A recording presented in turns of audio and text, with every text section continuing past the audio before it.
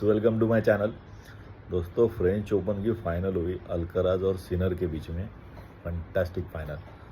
5 hours and 29 minutes तक चली है final. 5 hours and 29 minutes.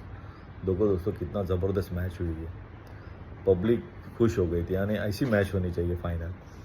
First set जीता सिनर ने 6-4, सेकंड सेट जीता 6-7 और उसके बाद में कमबैक किया अल्कराज ने 6-4 और बाद में दोनों सेट जीते 7-6 7-6। क्या मैच हुए, मज़ा आ गया। अल्कराज ने गेम उठाया जो थर्ड गेम के बाद।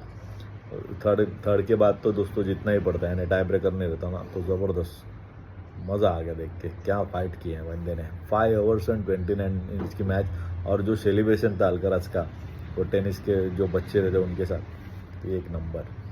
Congratulation Alcaraz for winning French open. Fantastic. Bad luck Sinner.